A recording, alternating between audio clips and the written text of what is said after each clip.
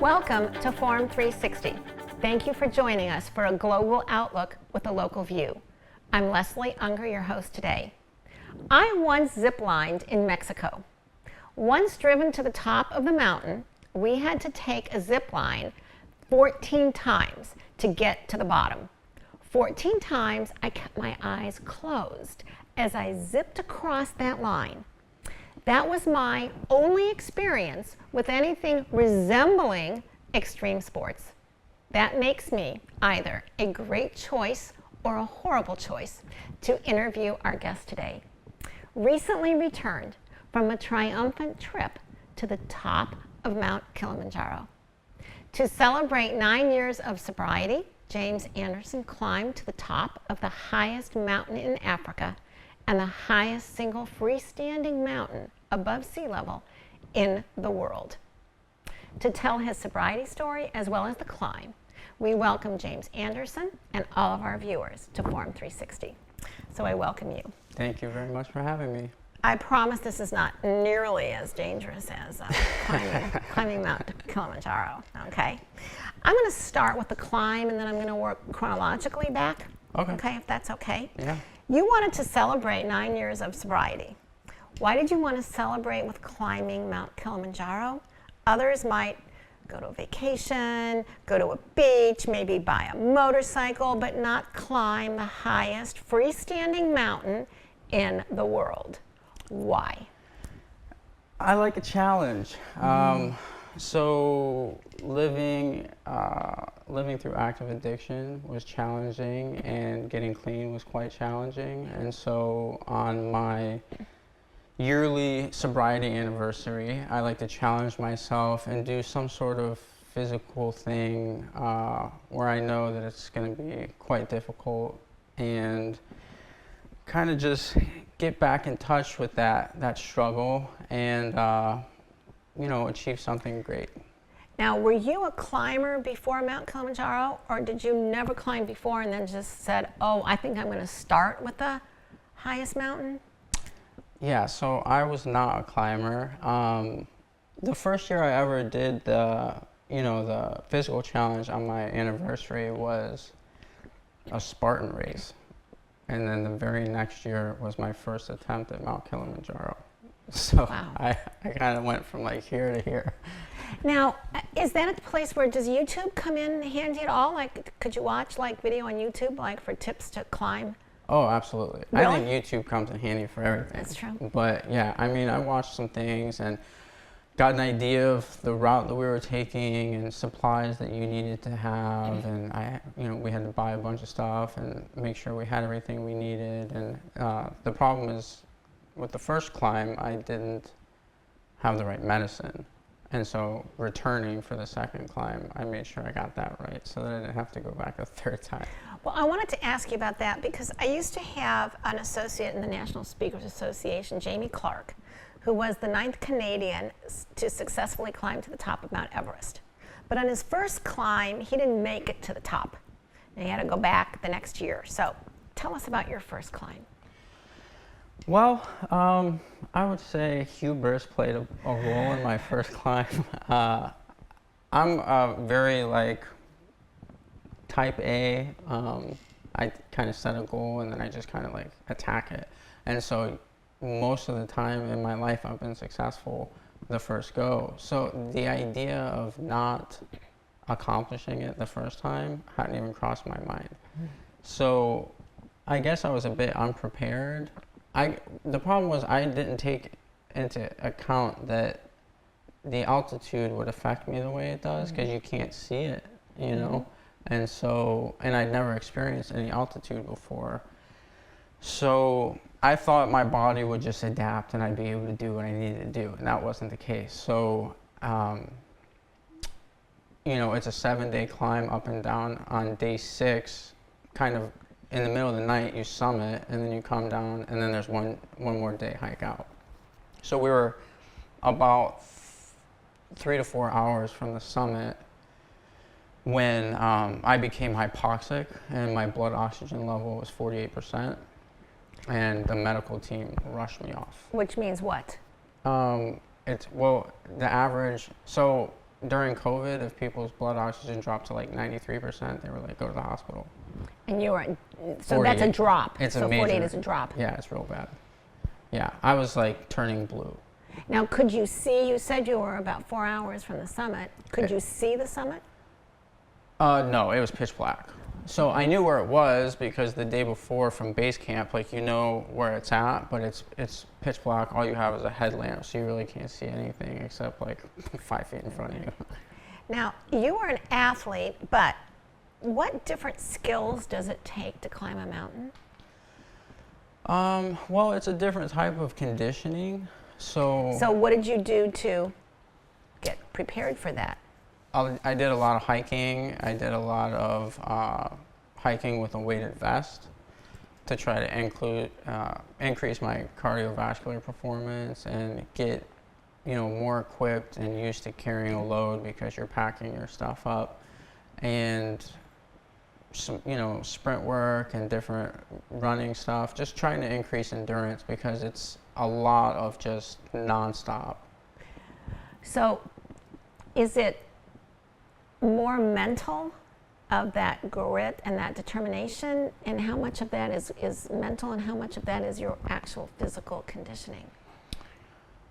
I would say, well, it's hard to say. I think the grit and the determination is kind of what gets you into a good physical place. And then when you're taking on something this large, I think that you're already in a good physical place, and I feel like you've accepted that it's not going to be easy. So then once again, the grit and determination takes over and gets you through it. Now, for your 10th year of sobriety anniversary, you're thinking of a 100-mile run.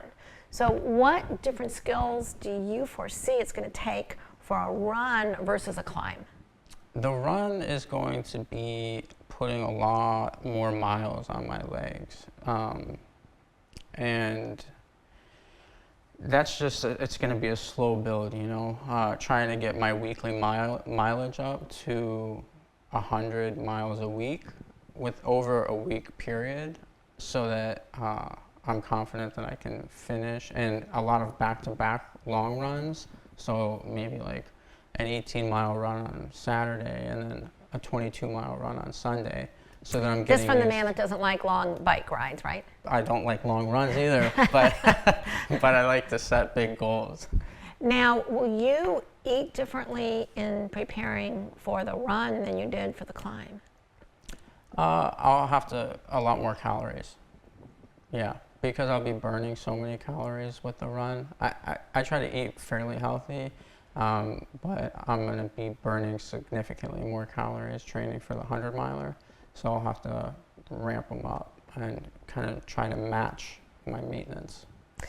Now, just going to Google, okay, there's a summit that has a peak where climbers record their thoughts about their accomplishment in a book, in a wooden box. Did you see that by any chance? Or hear about it? Or is it true? Is it just folklore? I didn't see that while we were up there. Okay. No. Now, the oldest person ever to summit Mount Kilimanjaro was 87 years old. Isn't this like a younger person's sport? The funny thing is scientific studies have shown that older people actually adapt to the altitude better than younger people. And I can't recall the specifics of it, but the first time we went, we were in a group with a couple people my age, and then there was an older guy in his 60s from I know it was the UK, and that dude was an animal. I mean, he was way ahead of all of us. He was having a time. So I mean, it's crazy. Now, there's supposed to be different kind of ecological systems found on the mountain, that you can see rainforest and you can see alpine desert and Arctic. Did you see different? Oh yeah. Yes. Yeah, Is it beautiful? Oh, it's so beautiful. Well, the bottom's beautiful. Okay. So the jungle is beautiful, and I mean, like really beautiful. As you start to work your way out of the jungle, it's a little less beautiful. You know, there's still some shrubs and greenery, but mostly just rock. And then once you get into alpine desert, it's just dirt, and then you can see the snow peaks. I was going to ask you about the snow because they say that the snow caps are diminishing, having lost more than 80% of their mass. So did you see or were you in snow or no? There was some snow, yeah, and then you can see the big glaciers, what's left of the big glaciers. Now, they used to be substantially larger, as you said, so, and I think, I mean, I don't remember specifics, but I believe they said by like 2030, there might not be anything left. Yeah. Now, since you did it, you said it took a week. Mm-hmm. Now, the fastest verified ascent was in 5 hours and 38 minutes. Now that you've done it, like, do you have are your competitive juices flowing that, like, I could do it faster, or are you ready to go on and move on to the next challenge? I mean, definitely ready to move on. Could I do it faster? Yes. Could I do it anywhere close to that fast? Absolutely not. that person was a freak. Yes. Now, I found that there's approximately 25,000 people who attempt to summit Mount Kilimanjaro annually, and approximately 2/3 are successful. So you are a part of roughly 17,000 people in a world of 8 billion that has climbed to the top. Can you tell us, what does that mean to you? Well, it means a lot more after failing the first time, I'll tell you that. It felt really good. Like, I had like a big YouTube series that I documented, like my Ironman and the climb and everything leading up to it. And in that, I spoke a bit about it. You know, getting up there, because I had done the climb before, it was like everything leading up to that final night was just going through the motions. This is just something I have to do to get to this point, which is where I wanted. And then it was that last night that was really what I was there for, and it did not disappoint. It was brutal. So when I got to the top, it's a lot of different emotions, but mostly exhaustion. Mostly I want to get down because I feel terrible. And so you kind of process it later, almost, you know? Now, as a personal trainer, so yes, you are one of, a very small percentage of people on the face of this earth that have climbed to the top of Mount Kilimanjaro, but you're going there, I'm not. So what does your accomplishment mean to me? What does it mean to the average mere mortal? What are lessons for us? Well, I think the lessons are, I think it's transferable in the sense that just because I climbed Kilimanjaro and that was my goal, like as you said, most people's goals aren't Kilimanjaro, but everyone has goals, most people, And so I think we're all capable of far more than we give ourselves credit for. And being able to fall back on consistency and discipline and staying focused and things like that, over time is going to get you to where you want to be. So whether it's losing, 20 pounds by summer or staying, regular on your diet, whatever the situation is, there's little things that we do on a daily basis that we can control. And it's stringing those days together that gets us to where we want to be. To our summit. Our destination, right, wherever that our is. summit, absolutely. Today we are talking to James Anderson, a personal trainer, but who recently successfully climbed to the top of Mount Kilimanjaro to celebrate 9 years sobriety. So we've talked about the climb. Let's take a look at your life before the climb, before sobriety. What would you say we who think we may not have an addiction, we may have an addiction, but for those of us who think we don't have an addiction, what don't we understand about addiction? I would say that people might think that it's a choice that we make on a daily basis to live the lifestyle that we're living, but I can assure them that as a kid growing up, I wasn't like, I can't wait to rob my family so that I can get money for drugs. Like, it's not it's not a choice, you know. It is insidious. It gets into it's all I think about when I'm in active addiction. All I could think about was getting more drugs, and the sickness that came along with the drugs that I used, if I didn't have it, didn't leave me much of a choice for anything. I couldn't function without it. I recently watched an old Denzel movie, Flight. I don't know if you ever saw it. Okay, but about a pilot with an addiction. Mm-hmm. You know, we look at people like that and we say, gosh, you have so much going for you. You're a pilot, you know, you're this, you're that, you know, you've got a family, you've got so much. What do you see in yourself in your addiction years, or what don't we see? Because we see from the outside like, oh, you've got all this, but does the person that's going through addiction, what do they see? They see the next high. That's all they see. And that's the thing. As being in recovery now and being a part of like 12-step programs, I see a lot of people come in and, you know, as their families probably, I can see objectively their lives, whereas they can't. And so I can see like, oh, you have a family and you have a wife and kids and you have a great job, and, you know, just stop doing it is what people think. But we can't. That's why we keep doing it, right? So when the obsession and the compulsion have a hold of you, obviously you're aware that these things exist. You're aware of all of this greatness in your life, but the only thing that matters is more drugs. Now, do you divide your life into, say, you know, sobriety and pre-sobriety? Absolutely. Basically, I have lived two lives. I have my past life and my present life. Now, aside from your family, can you take anyone to the second life that was in the first life? What do you mean? Like friends, say, that you had when you were addicted. Okay. Can you still have those friends now? So, no, probably not. Most of the people that I was friends with when I was using were also using actively, right? And so in order to be successful in my new life, I basically had to leave all that behind. That's now, what I wondered. There are people from my childhood and stuff that I'm friends with currently, but they weren't people that I actively used with in my addiction. Now, what creates a challenge to you now? Is it being alone? Is it being with friends at, say, the Super Bowl game? Is that a challenge? Is it, you know, people say, gee, let's go out on Friday night?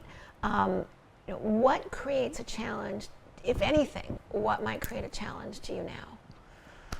Well, when it comes to like substances, not many situations do. On occasion, maybe during the summer at like a concert or something, if I start to like withdraw into my head and start to feel weird in a situation, it'd be like, you know, oh, well, beer might be nice or something like that. But I would say nowadays it's more, because my addiction can manifest itself in any area of my life. So it could be food, it could be the stock market, I mean, it could be anything.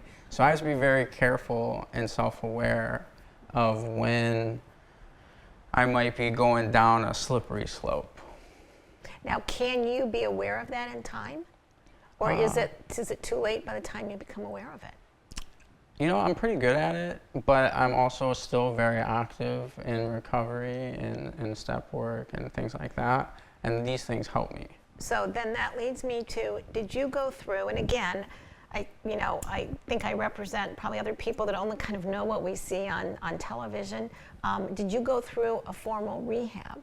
I did. I went to Glen Bay in Rock Creek, Ohio. So I was there for, well, our insurance wasn't great, so I was there for like 13 days. Doesn't seem like very long. It's not very long, but it was long enough to Okay. detox. And then as soon as I got out, I went into 12-step meetings, and I've continued to do that for the last 9 years. So you beat the odds. I read that between 40 and 60% will inevitably relapse. I know some have to go through a kind of rehab several times, so you've really beaten the odds. What do you attribute that to? I take it a day at a time, just for today, I'm clean, and if I'm lucky, I'll wake up tomorrow and I'll be able to put another day together. Now, is it fair to ask you what is a trigger for you? Or what you think could be a trigger for you that you might stay out of? Do you stay out of situations like COVID?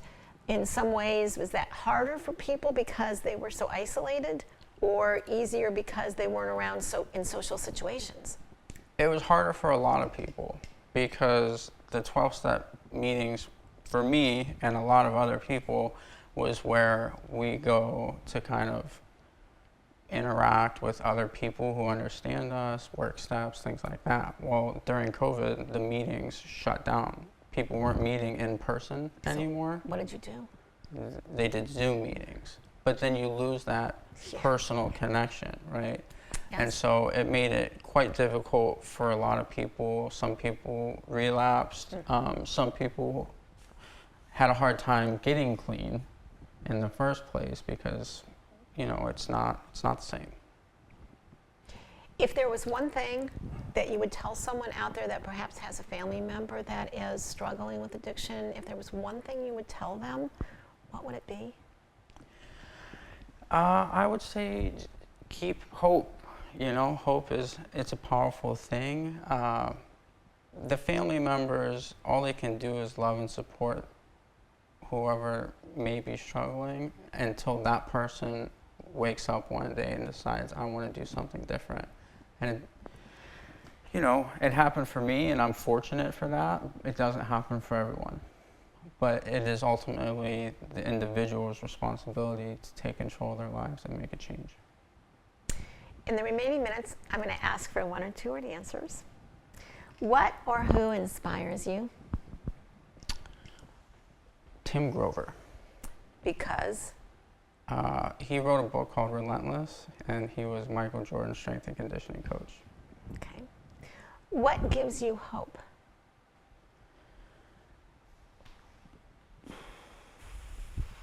Love. Okay. Do you think our computers, whether it's our iPhone, whether it's an iWatch, whether it's a desktop, do you think our computers are an addiction? Yes. Last show you binge watched on some platform? The Last of Us. I haven't watched that, but I saw something about that recently. It's I saw so someone good. in it, yeah? Yeah. Okay. One thing that people can do to improve their own physical fitness, if they were going to do one thing to either start doing or stop doing, or maybe I'll give you one of each, one thing to start doing and one thing to stop doing for our physical fitness, what would that be? Walk 15 minutes a day every day is a good thing to start doing. A good thing to stop doing is drinking soda.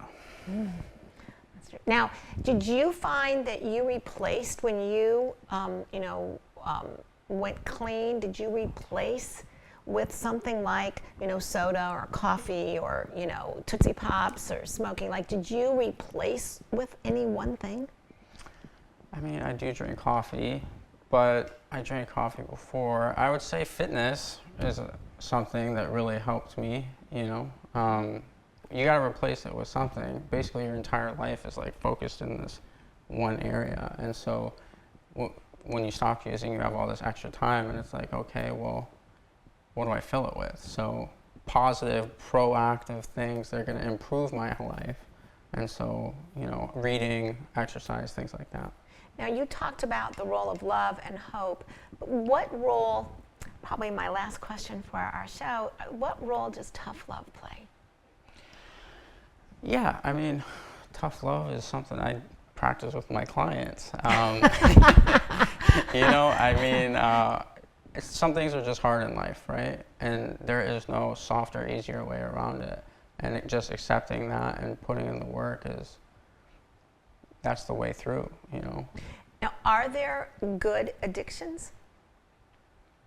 I mean, if somebody says, okay, you have an awesome physical build, you're addicted to working out, are there any good addictions? It's moderation. It's knowing what's best for the individual, right? So I could fully overdo it with exercise and my body would start to break down and I would have injuries and things like that. So you have to know where the boundaries lie, and that's important. And you've learned that in your climate in your life.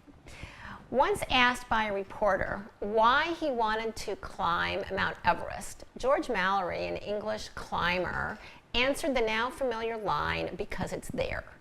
Well, because it's there is not a persuasive argument to me. However, it was an inspiring argument for our guest today. We appreciate that James Anderson joined us to share his story with us. We all face challenges. This story may help you overcome one of your challenges. We thank our guest, James Anderson, personal trainer and climber. I'm Leslie Unger. Thank you for joining us on Forum 360. Forum 360 is brought to you by John S. and James L. Knight Foundation, the Akron Community Foundation, Hudson Community Television, the Rubber City Radio Group, Shaw Jewish Community Center of Akron, Blue Green, Electric Impulse Communications, and Forum 360 supporters.